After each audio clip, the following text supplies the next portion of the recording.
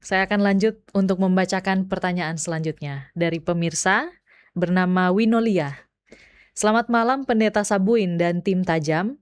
Saya ingin bertanya tentang nama baik. Bagaimana cara yang benar untuk mempertahankan nama baik di hadapan Tuhan dan manusia? Contohnya, ada seorang PSK yang datang meminta bantuan kepada seorang pemuka agama, tetapi ditolak karena pemuka agama tersebut takut nama baiknya tercemar akibat berurusan dengan orang seperti itu. Ia memilih menghindar demi menjaga reputasinya. Nah, di sisi lain, ada seorang teman saya yang suka menolong. Suatu kali ia membantu korban tabrak lari tanpa ada saksi di tempat kejadian. Namun justru keluarga korban menuduh dia sebagai pelaku dan ia dilaporkan ke pihak berwajib. Nah, akibatnya nama baiknya rusak, padahal ia hanya ingin berbuat baik. Dari dua kisah ini saya ingin bertanya, bagaimana sebenarnya cara menjaga nama baik yang benar? Apakah menjaga nama baik berarti menghindari resiko dicemarkan atau justru berani berbuat benar walaupun bisa disalahpahami oleh orang lain? Dan bagaimana kita menilai nama baik yang sejati di zaman sekarang ini, di mana perbuatan benar pun kadang dianggap salah? Terima kasih, Pendeta. Terima kasih pertanyaannya, Saudari Winolia. Ini sangat praktikal ya, tentang hal-hal yang kita dengar, walaupun mungkin kita tidak alami, tapi kita dengar, kita baca, dan lain sebagainya. Berbicara tentang nama baik. Semua orang tua memberikan nama kepada anak-anaknya, mencari nama dengan sungguh luar biasa, mengharapkan makna dari nama itu akan terjadi kepada anaknya, mengharapkan anak itu akan membawa rezeki, membawa sukacita, menjaga harkat dan martabat keluarga karena mempunyai nama yang harum, nama yang baik. Jadi makanya sampai sekarang sedikit orang yang mau kasih nama anaknya Yudas. Kenapa hanya sedikit?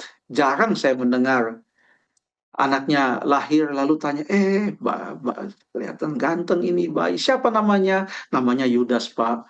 Jarang saya mendengar seperti itu, karena apa yang dilakukan oleh Yudas itu sudah betul-betul tidak bisa diterima oleh kita. Ya, itu yang terjadi. Apa yang merupakan tujuan kita? Berkenan kepada Allah atau berkenan kepada manusia? Kita tidak bisa mengharapkan bahwa semua yang kita lakukan itu akan diketahui oleh manusia. Kita baca dulu betapa pentingnya nama baik ini. Ada suatu Amsal yang sudah sangat terkenal.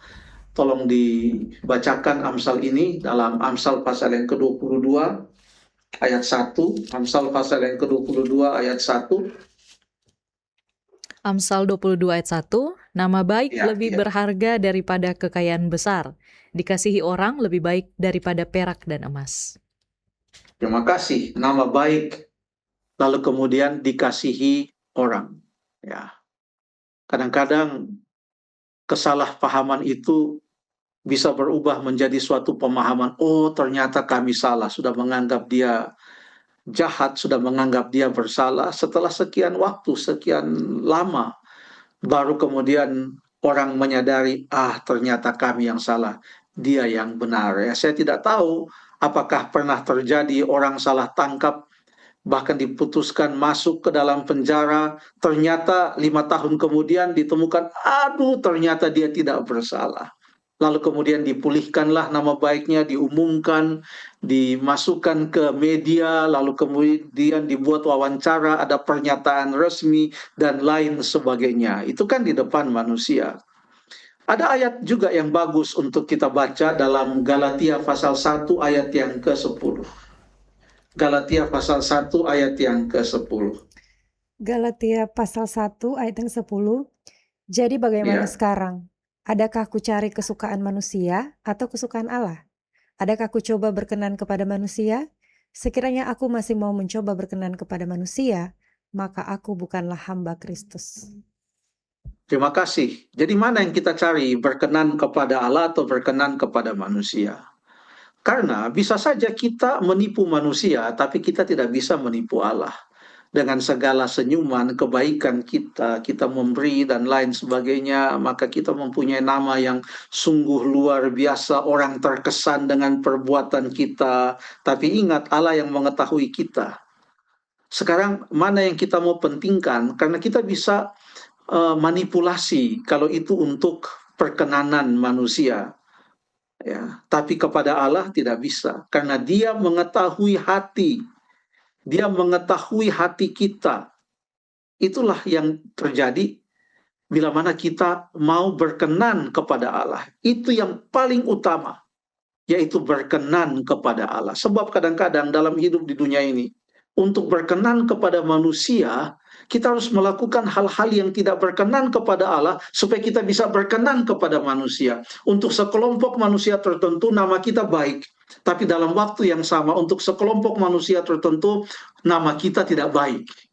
Jadi yang paling penting adalah kita berkenan kepada Allah. Apa yang diambil oleh Yesus? Langkah apa? Oh, baca itu orang-orang protes Tuhan Yesus. Pada waktu dia katakan kepada Sakeus, Sakeus turunlah, aku akan menumpang di rumahmu. Wah, protes mereka semua. Kenapa? Ini Sakeus nggak punya nama baik ini. Dia nggak punya nama baik. Yesus mau makan dengan orang yang nggak punya nama baik di hadapan orang-orang Yahudi. Karena Yesus makan dengan orang yang tidak punya nama baik, nama Yesus pun jadi tidak baik bagi orang-orang Yahudi.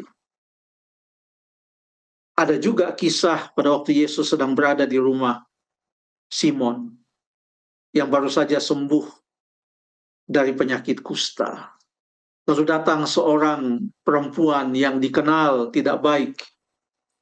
Lalu kemudian mengurapi Yesus dengan minyak. Lalu Yesus membiarkan hal itu terjadi. Orang-orang protes, mereka katakan dia tidak tahu ini siapa yang datang ini. Ya.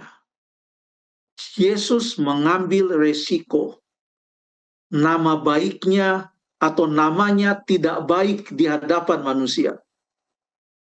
Itu yang dilakukan oleh Tuhan Yesus. Tapi dia tahu apa yang dia lakukan adalah betul-betul kehendak Allah. Itulah yang harus menjadi sikap kita. Memang ada resiko-resiko kita berurusan dengan manusia. Tetapi yang paling utama adalah supaya kita berkenan kepada Allah.